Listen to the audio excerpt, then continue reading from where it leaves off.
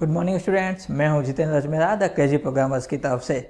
आज की वीडियो में हम सीखने वाले हैं इंस्टेंसेस एंड स्कीमास। ओके, अब अगर बात करें व्हाट इज इंस्टेंसेस। इंस्टेंस ये वर्ड हम बहुत ज़्यादा बोलते हैं at the moment, okay, just wait for a moment.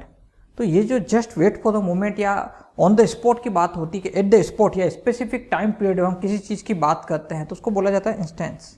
Okay, इसका मतलब उधर देखो एंड देन इधर। तो उस एक पल के लिए जब हमने उधर देखा तो वहाँ की जो कंडीशन थी वो उस समय का इंस्टेंस था। जैसे अगर विंडो के बाहर की बात करें तो विंडो के बाहर अगर मैं अभी विंडो के बाहर देखता हूँ, ठीक है, एकदम clean sky. So what the instance of sky, it's clean. आसमान एकदम साफ है अभी फिलहाल। थोड़ी देर बाद बारिश हो रही है, अभी मैंने फिर से देखा है नाउ इट्स रेनी, यानी कि अभी इंस्टेंस क्या है, ये बारिश हो रही है। इट्स सिंपल, मतलब इसका सिंपल सा जो मतलब होता है इंस्टेंस का कि एट स्पेसिफिक या पर्टिकुलर मोमेंट पे, किसी भी स्पेसिफिक या पर्टिकुलर मोमेंट पे डेटाबेस के अंदर कितना डेटा मौजूद है, वो किस तरह का है, उनके बीच में क्या रिलेशन है, यानी कि सिंपल सा डेटाबेस का करंट कंडीशन क्या है। वो करंट मीन्स जब हमने उस डेटाबेस को देखा है, ठीक है। अभी जैसे सपोज मैंने डेटाबेस का रिपोर्ट तैयार किया, डेटाबेस के बिल्कुल सही वर्क कर रहा है, कोई इशू नहीं, कंप्लीटली ओके है, और ये रिपोर्ट 2 घंटे पहले का है, तो मैं क्या बोलूँगा कि डेट ये इंस्टेंस जो है ये 2 घंटे पहले रिकॉर्ड किया गया था, ठीक है। अभी करंट हो सकता है कुछ बदलाव आ चुके हो। तो इन सिंपल वर्ड इंस्टेंस का मतलब ही यही हो गया, किसी स्पेसिफिक पर्टिकुलर टाइम मोमेंट पर डेटाबेस का स्टेटस जो है चेक करना, किस तरह के डेटा मौजूद हैं, क्या लेवल है, क्या लॉजिक, क्या रिलेशंस दिए हुए हैं, ठीक है, कौन कौन यूज़ कर रहा है, कितना अपडेट हुआ है, ये सारी करंट कंडीशन। अब ये क्या काम में आता है, देखिए डेटाबेस जैसा मैंने बताया बैकअप और रिकवरी दोनों ऑप्शन देता है, प्लस साथ के साथ एक कॉन्करेंट एक्सेस भी देता है, यानी कि रन टाइम पे यूज़र को डेटाबेस अपडेट होता हुआ दिख रहा है। ऐसा नहीं कि पीछे बैकग्राउंड में भी ये अपडेट हो गया उसके सामने। जैसे हमने पीवीआर का एग्जांपल दिया था कि A3 सीट में अभी देख रहा हूँ खाली दिख रही है और अचानक वापस में देखता हूँ वो फिल हो चुकी है। अचानक मतलब कि बस खाली मैंने स्क्रॉल किया हो, देखो कोई सीट है जितना आया A3 भी पैक, यानी कि एट द इंस्टेंस वो A3 पैक हो गया।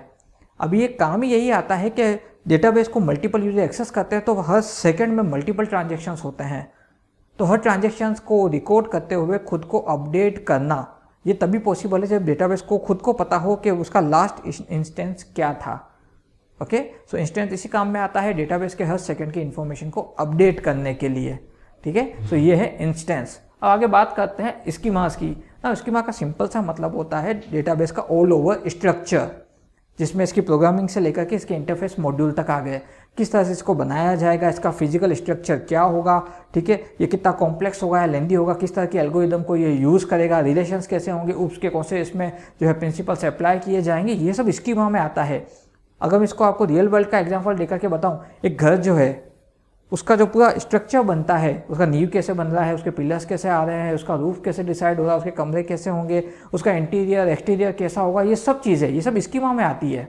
और इंस्टेंस का मतलब अगर मैं इसी एग्जांपल में दूं, आज मैं गया वहाँ खाली प्लॉट है, ये इंस्टेंस है, ठीक है। 2 दिन बाद में गया वहाँ नींव खुद गया, ये इंस्टेंस है। 1 महीने बाद गया वहाँ पे जो है ग्राउंड फ्लोर ऑलमोस्ट कंप्लीट होने आया, ये इंस्टेंस है, ठीक है। 3 दिन 1.5 महीने बाद गया तो पता लगा अभी जो है पेंटिंग का काम चल रहा है, तो ये इंस्टेंस है। यानी एट द पर्टिकुलर मोमेंट मैं जाकर के डेटाबेस को अगर चेक करता हूँ तो ये उसका उस समय तक का जो अपडेट है यही इंस्टेंस कहलाएगा, एंड स्कीमा उसका ऑल ओवर स्ट्रक्चर या उसका ऑल ओवर डिज़ाइन जो है स्कीमा कहलाएगा।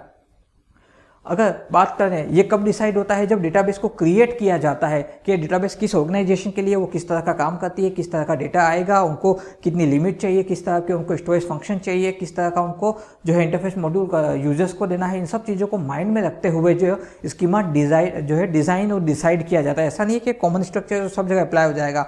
रेलवे का डेटाबेस जो है AWS के डेटाबेस से बिल्कुल अलग होगा, एक स्कूल का डेटाबेस कॉलेज के डेटाबेस से बिल्कुल अलग होगा, एक हॉस्पिटल का डेटाबेस एक जो है UIT के डिपार्टमेंट के डेटाबेस से बिल्कुल अलग होगा।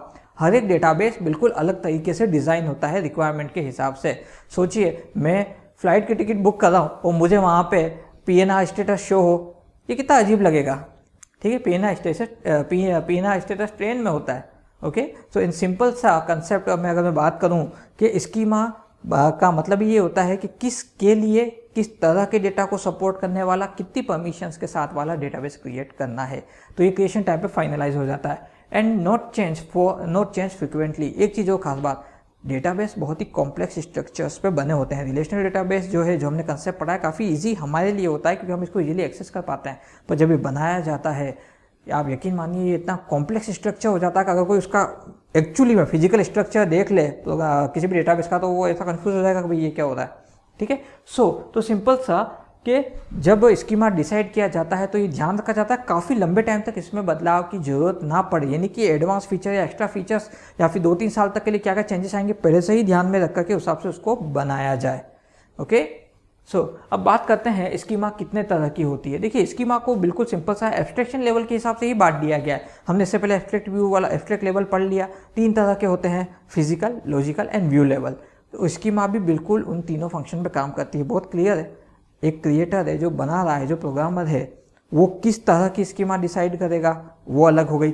जो डेटाबेस एडमिनिस्ट्रेटर है, यानी कि जो प्रोग्रामिंग नहीं कर रहा पर डेटाबेस को मैनेज कर रहा है, ठीक है, उसको किस तरह का स्कीमा शो होगा, ऑब्वियस सी बात है। एंड लास्ट में एंड यूजर व्यू लेवल जिसको हम बोलते हैं, उन्हें किस तरह के स्ट्रक्चर शो होंगे। ठीक है, जैसा मैंने बताया कि आज के टाइम में तो हमें स्ट्रोक बटन्स मिल जाते हैं, add, remove, open, close, search, modify, update.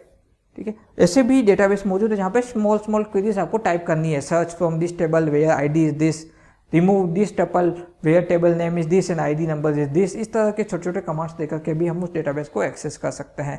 तो किस तरह की स्कीमा किस लेवल पे है उसके अकॉर्डिंग इन्हें बांटा गया है। तो इन सिंपल स्कीमा 3 तरह की है जो कि एब्स्ट्रैक्शन लेवल पे एब्स्ट्रैक्शन व्यू के हिसाब से ही बांटी गई है। The first one is logic physical schema, the second one is conceptual या फिर logical schema and third one is view level या फिर एक्सटर्नल स्कीमा। ठीक है, फिजिकल को इंटरनल क्यों बोलते हैं, ये प्रोग्रामिंग पार्ट में आ गई जो कि इनबिल्ट रहती है, आगे जो है एडमिनिस्ट्रेटर का यूजर को शो नहीं होती है। लॉजिकल स्कीमा या फिर कंसेप्चुअल, क्योंकि यहाँ पे एक्चुअली डेटा के बीच में रिलेशनशिप डिसाइड होता है इसलिए। एंड देन व्यू लेवल या एक्सटर्नल जो कि एंड यूजर को शो होती है। बात करते हैं फिजिकल या इंटरनल स्कीमा की। ठीक है, फिजिकल स्टोरेज स्ट्रक्चर, सुनिए, फिजिकल या इंटरनल स्कीमा का मतलब यही हो गया कि एक्चुअली पे रूट लेवल पे मेमोरी पोर्शन में या फिर जो हमारा हार्ड डिस्क है या जो भी डेटा मेमोरी स्टोरेज है उस पर डेटाबेस कैसे स्टोर होगा, उसकी फंक्शनैलिटी क्या होगी, उस सिस्टम के साथ कैसे इंटरेक्ट किया जाएगा, वो किस तरह के सर्वर्स पे या सीपीयूज पे वो रन करेगा, वहाँ पे उसका क्या प्रोसेसिंग रहेगा, ये सब कुछ यहाँ आ जाता है। यानी सिंपल सा physical storage structure of data and the management system. जो डेटा है और उसके जो मैनेजमेंट सिस्टम है उनका एक्चुअली में फिजिकल स्टोरेज कैसे होगा, वो कहाँ जाएगा, मेमोरी में कैसे सेव होगा, हम उसे टेबल फॉर्मेट में देखते हैं। पर मैं आपको बता चुका हूँ आज भी डेटा मेमोरी ब्लॉक्स के अंदर फाइल फॉर्मेट में ही सेव होता है। तो उस फाइल फॉर्मेट को सपोर्ट करते हुए हमारा DBMS कैसे वर्क करेगा, ये चीज़ फिजिकल स्टोरेज स्ट्रक्चर में बताई जाती है। अब उसमें बेसिक ऑपरेशन देख लेते हैं, उसमें एक्चुअली होता क्या है। सबसे पहला है स्पेस एलोकेशन, मेमोरी में कहाँ किसको किधर कितना स्पेस एलोकेट करना है, कौन सी टेबल को कितना स्टोरेज मिलेगा। ठीक है, जो प्रोग्राम्स है वो कहाँ स्टोर होंगे, इन सब के बीच में जो लिंकिंग इंडेक्स फाइल बनेगी वो कहाँ सेव होगी, टर्मिनोलॉजी प्रोग्राम्स जो जाएंगे वो कहाँ सेव होंगे। यानी कि हर एक चीज़ जो डेटाबेस के अंदर मौजूद है, जो फिजिकल स्ट्रक्चर पर बन रही है, उन सबको कहाँ कहाँ स्पेस एलोकेट होगा। यहाँ पे प्रायोरिटी का ध्यान रखा जाता है कि कौन सी चीज़ को किसके पास स्टोर करके रखना है। और दूसरा, ये डिपेंड करता है आपके हार्डवेयर कॉन्फ़िगरेशन पे। जितना ज़्यादा अच्छा हार्डवेयर कॉन्फ़िगरेशन होगा उतना ही ज़्यादा अच्छा आपका स्पेस एलोकेशन होगा। अब बात करते हैं record details with size. Now what is record? Data हमने पढ़ा है, ठीक है, डेटा किसी भी तरह का हो सकता है जो इस डेटाबेस के अंदर स्टोर होता है। तो किसी भी डेटाबेस के अंदर, किसी भी टेबल के अंदर कोई भी स्पेसिफिक वैल्यू है, सपोज मैंने कोई नाम की बात कर ली, जैसे मैंने नाम लिया राजेश, तो ये एक रिकॉर्ड बन गया है टेबल के अंदर, राजेश नाम का एक रिकॉर्ड है। तो ऑब्वियस सी बात है उस रिकॉर्ड की डिटेल्स क्या है, कैरेक्टरिस्टिक्स क्या है, ये एक नेम है, ओके, ये क्या है, ये अल्फ़ाबेट्स को फॉलो करता है। ये कहाँ जाएगा, ये एम्प्लॉय या फिर स्टूडेंट डिटेल्स वाले टेबल में जाएगा। कहाँ पे जाएगा, आईडी के पास वाले कॉलम में जाएगा। और कैसे अरेंज होगा, कैसे सॉर्ट होगा, ये ABCD के हिसाब से आर लेवल पे जाकर के सॉर्ट होगा। तो ये उसकी प्रॉपर्टीज़ है, यानी रिकॉर्ड डिटेल्स विथ साइज। साथ के साथ वो टपल जो है, वो मेमोरी ब्लॉक जो है, वो कितनी जगह घेर रहा है, उसको एक्चुअली में कितना स्पेस चाहिए, ये भी इसी में बताया जाएगा। तो ये भी आपका फिजिकल लेवल पे ही डिसाइड होता है कि हर एक रिकॉर्ड को कितना मेमोरी स्पेस दिया जाएगा। इवन हर बार जब वो अपडेट या मॉडिफाई होगा तो उसकी करंट कंडीशन बदल सकती है। पहले 2 बिट में सेव हो गया हो, मे बी बाद में हो सकता है उसको 8 बिट की रिक्वायरमेंट पड़ गई या 1 बाइट की पूरी रिक्वायरमेंट पड़ गई। तो इस तरह से अब बात करते हैं record placement. Now what is record placement?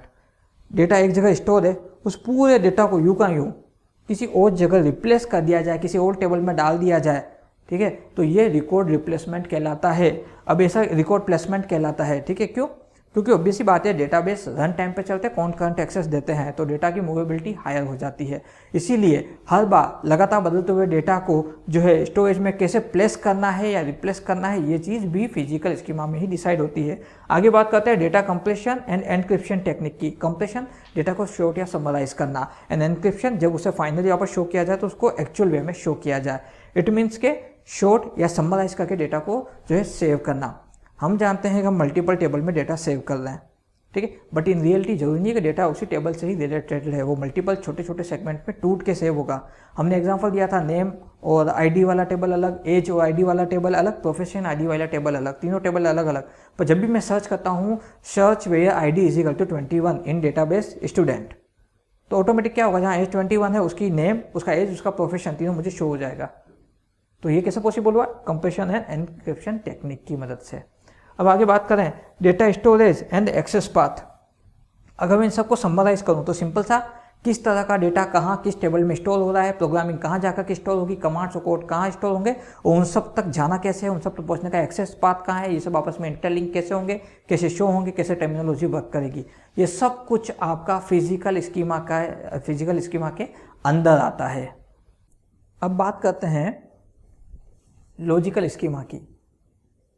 जैसा कि हमने एब्स्ट्रैक्ट लेवल में पढ़ा था कि लॉजिकल लेवल का मतलब ये होता है कि प्रोग्रामिंग से ऊपर हट के एक्चुअली में कि भाई प्रोग्रामिंग के टाइम पे तो टेबल्स बना दी गई, अब किस तरह का डेटा आएगा, वो डेटा अपनी स्पेसिफिक जगह पे जा रहा है कि नहीं जा रहा है, ये डेटा कहाँ कहाँ स्टोर, मतलब कौन कौन सा डेटा कहाँ कहाँ जा रहा है, इसके अलावा उनके बीच में प्रॉपर रिलेशनशिप्स मेंटेन है कि नहीं है, उनका रिट्रीवल यानी कि सही का इन्फॉर्मेशन कन्वे हो रही कि नहीं हो रही, ये सब लॉजिकल लेवल में आता है। तो उसकी स्कीमा भी सेम बिल्कुल वही काम करती है, ठीक है। इसमें एक्चुअली में एंटिटीज, जैसा मैं बता चुका हूँ, जो रियल वर्ल्ड ऑब्जेक्ट हैं वो कंप्यूटर की लैंग्वेज में, डेटाबेस की लैंग्वेज में एंटिटी कहलाते हैं। कोई भी चीज़ जो रियल वर्ल्ड में आपके लिए ऑब्जेक्ट हो, कंप्यूटर के लिए एंटिटी है, और हर एंटिटी की कोई स्पेसिफिकेशन होती है। एक मार्कर हमारे लिए ऑब्जेक्ट है, कंप्यूटर की लैंग्वेज में ये एंटिटी है, तो इसकी कुछ स्पेसिफिकेशंस हैं, इसका कलर कौन सा है, इसकी कंपनी कौन सी है, ठीक है, इस तरह से। तो हर चीज़ जो है एंटिटी है। तो कौन कौन सी एंटिटीज़, वो किस तरह के डेटा टाइप को सपोर्ट कर दी, वो न्यूमेरिक है, वो अल्फा न्यूमेरिक है, या फिर वो कैरेक्टर्स है, क्या है, ठीक है। उन सब एंटिटीज़ के बीच में रिलेशन क्या क्या है, ठीक है। ये सारी एंटिटीज़ के ऊपर किस तरह के फंक्शंस अलाउड हैं, ऑपरेशंस अलाउड हैं, ठीक है, ये सब यहाँ पे बताया जाएगा। बट फिजिकल स्टोरेज स्ट्रक्चर में जाकर कैसे सेव हो रही, यहाँ से उसका कुछ लेना देना नहीं है, ठीक है। देखिए इसको एक एग्जाम्पल से समझते हैं, sequence by sequence. Physical schema में एक्चुअली में एक टेबल बनाई जाएगी, create table with column, number of columns डालेंगे, with rows, number of rows डालेंगे। अब किस कॉलम में क्या जो है एट्रीब्यूट या क्या वैल्यू आएगी डिसाइड किया जाएगा। फर्स्ट कॉलम में आईडी डालना है, सेकंड कॉलम में नेम डालना है, थर्ड कॉलम में एज डालनी है, फोर्थ कॉलम में प्रोफेशन डालना है, फिफ्थ कॉलम में एड्रेस डालना है। इस तरह से हमने वहाँ पे एक्चुअली में कमांड्स देकर के एक टेबल बनाई, कंप्लीट पूरा, ठीक है। अब बात करते हैं हम कि भाई यहाँ पर आकर के लॉजिकल लेवल में हमने ये डिसाइड किया कि आईडी में किस तरह का डेटा जाएगा। आईडी में जाएगा न्यूमेरिक, ठीक है, नेम में जाएगा अल्फ़ाबेटिक, ओनली अल्फ़ाबेट्स, ठीक है, वहाँ पे अल्फ़ा न्यूमेरिक अलाउड नहीं होगा। तो उसके बाद में बात करते हैं एज की। एज में अब एज में हमने दोनों ऑप्शन दे दिया, अल्फ़ा न्यूमेरिक दे दिया, आप अल्फ़ाबेट्स में भी डाल सकते हो, न्यूमेरिक में भी डाल सकते हो, दोनों को एक्सेप्ट करेगा। एड्रेस के अंदर भी अल्फ़ा न्यूमेरिक दे दिया हमने, प्रोफेशन के अंदर हमने सिर्फ अल्फ़ाबेट दिया। इस तरह से यहाँ पे हमने टेबल की प्रॉपर्टी डिसाइड करी कि किस कॉलम के अंदर किस तरह की वैल्यू इंसर्ट होगी, तो उसकी फिजिकल, उसकी जो है एक्चुअली में उसकी प्रॉपर्टीज़ क्या क्या हो सकती है। लेकिन वो कैसे स्टोर होगी वो सब फिजिकल लेवल पर डिसाइड हो चुका है कि कौन सी किस कॉलम में जाएगी। यहाँ पे तो खाली हम बस उस टेबल के अंदर वैल्यूज़ कैसे डालनी है ये डिसाइड कर रहे हैं। ओके, सो बात करते हैं अब कि वही जैसा मैंने बोला कि कौन कौन सा डेटा अप्लाई किया जाएगा, एंड सेकंड उनके ऊपर कौन से कॉन्स्टेंट यानी क्या रूल्स अप्लाई होंगे। द सेम थिंग कि आईडी वाले कॉलम में न्यूमेरिक वैल्यू ही जा सकती है, वहाँ पे आप अल्फ़ाबेट्स नहीं डाल सकते। उसी तरह से नेम वाले कॉलम में सिर्फ अल्फ़ाबेट जा सकते हैं, वहाँ पे आप नंबर्स नहीं डाल सकते। तो यानी कि डेटा कौन कौन सा जा रहा है और उसके ऊपर क्या रूल्स अप्लाई हो रहे हैं, ये भी लॉजिकल स्कीमा में ही डिसाइड होता है। अब बात करते हैं सिक्योरिटी की। सिक्योरिटी का मतलब ये है कि डेटा जो है वो फिक्स रहे, वो मूवमेंट ना करना। मूवमेंट का मतलब क्या है कि एक बार सेव कर दिया वो बदले ना। मैंने एक आईडी जनरेट कर दिया, आईडी 21, एंड देन मैंने उसके आगे पूरी डिटेल्स भर दी। अब मैं नीचे आकर के अगर 21 डालूँ तो वो अलाउड ही ना करे ड्यू टू सिक्योरिटी रीजन, क्योंकि 21 किसी और को एलोकेट हो चुका है, तो वहाँ पे आना चाहिए 22। मतलब वो उसको सेल्फ जनरेट नहीं करेगा, पर वो मुझे रिपीटेड डेटा को एंटर करने से रोकेगा। तो एक तो ये सिक्योरिटी। दूसरा सिक्योरिटी ये है कि लॉजिकल लेवल पे जैसा मैंने बताया कि ये एक्चुअली में प्रोग्रामर नहीं बल्कि डेटाबेस एडमिनिस्ट्रेटर डिसाइड करते हैं कि कौन कौन से यूजर इसको एक्सेस कर सकते हैं। सिंपल सा, जितने ज़्यादा पर्सन उसको यूज़ कर रहे हैं हर एक को एक अलग यूजर नेम ID दिया जाएगा, तो इसका भी रिकॉर्ड बनता है और वो भी लॉजिकल लेवल पे ही होता है, वो प्रोग्रामर नहीं करता। ठीक है। देन उसके बाद में बात करते हैं कंसिस्टेंसी या फिर इंटीग्रिटी प्रोटोकॉल्स की, यानी कि डेटा कंसिस्ट फॉर्म में रहेगा कि नहीं रहेगा, इंटीग्रेटेड रहेगा कि नहीं रहेगा, ये चीज़ भी लॉजिकल लेवल पे ही डिसाइड करके जो है फाइनलाइज कर दी जाती है। तो ये है पूरा लॉजिकल लेवल। ओके, अब बात करते हैं एक्सटर्नल स्कीमा की। इसमें बहुत ही ज़्यादा simple basic user interface modules डाले जाते हैं, यानी कि जो लास्ट व्यू हमें शो होता है, जैसा कि मैंने एग्जांपल दिया था कि आप जो ऑनलाइन फॉर्म भर रहे हैं तो वहाँ पे नेम के आगे नेम डालना है, देन ऐड पे क्लिक करना है तो नेम ऐड हो गया, एड्रेस डाला ऐड किया ऐड हो गया। तो ये बेसिक डिटेल्स जो आपको दिख रही है, वहाँ पे आपको खाली क्या दिख रहा है, टाइटल नेम, एक खाली स्पेस जो है बॉक्स दिख रहा है, उसके आगे ऐड बटन दिख रहा है या फिर अपडेट बटन दिख रहा है, नीचे फॉर्म के एंड में सबमिट बटन दे रखा होगा। इस तरह से फॉर्म पूरा आपके सामने दे रखा है। तो ये आपका एंड प्रोटोकॉल या एंड स्कीमा है, जिसको हम एक्सटर्नल स्कीमा भी बोलते हैं, कि यूजर को कैसे दिखेगा, उसके लिए क्या क्या प्रोग्रामिंग रहेगी। एंड देन अगर हम बात करें कि ऑपरेशंस परफॉर्म करने के लिए भी फैसिलिटी यही दी जाती है, add, remove, update, modify, search, delete, remove, joint, replace, ये सारे ऑपरेशंस यूजर को किस वे में शो कराने हैं, बटन्स के फॉर्म में direct as in like that click buttons के फॉर्म में, या फिर उनको क्वेरीज देनी होगी या फिर टाइप करके करना होगा, ये सब कुछ यहाँ पे एक्सटर्नल स्कीमा में डिसाइड किया जाता है। एंड लास्ट है कि डिफरेंट फॉर डिफरेंट यूजर। देखिए हर यूजर के लिए अलग अलग एक्सटर्नल स्कीमा बनेगा। कैसे? एक ही वेबसाइट पे जाकर के 1 लाख लोग एप्लीकेशन फॉर्म भरते हैं तो सबकी इन्फॉर्मेशन अलग अलग ही सेव होती है, ऐसा नहीं कि वो मर्ज हो गई। इट मीन्स हर एक को एक अलग व्यू दिख रहा है। कैसे? वापस वही एग्जांपल, अगर आप मैरिड हैं तो आप वहाँ पे बोलेंगे यस, तो नीचे आपके यहाँ पे एडिशनल कॉलम खुलेंगे spouse name and spouse profession. ठीक है, लेकिन अगर आप नो कर देते हैं तो वो इन्फॉर्मेशन हट गई। लेकिन इसका मतलब तो नहीं कि आपकी एप्लीकेशन एक्सेप्ट नहीं हुई, आपकी एप्लीकेशन सबमिट हुई है और जिसने मेरिटल में यस करके स्पाउस का नाम डाला है उसकी भी जो है एप्लीकेशन जो है एक्सेप्ट हो रही है। इट मीन्स के हर एक यूजर को अलग अलग तरह से एक्सटर्नल स्कीमा दिखेगी। अब अगर मैं इन सबको समराइज करूँ, बहुत शॉर्ट एंड स्वीट में समझाने की कोशिश करता हूँ। डेटाबेस सिस्टम जो है एक तरह का कंप्यूटर प्रोग्राम है जो कंप्यूटर लैंग्वेज को इस्तेमाल करके बनाया जाता है। 3 तरह के लेवल पे डेटा को जो है बांटा गया है। सबसे पहला है आपका फिजिकल लेवल, जहाँ पे एक्चुअली में डेटाबेस को क्रिएट किया जा रहा है पूरा, कि टेबल भी बनेगी तो कैसे बनेगी, उसके एट्रीब्यूट्स क्या क्या होंगे, कितने कॉलम मैक्सिमम हो सकते हैं, मैक्सिमम कितनी रोज हो सकती है। ठीक है, ये सब कुछ।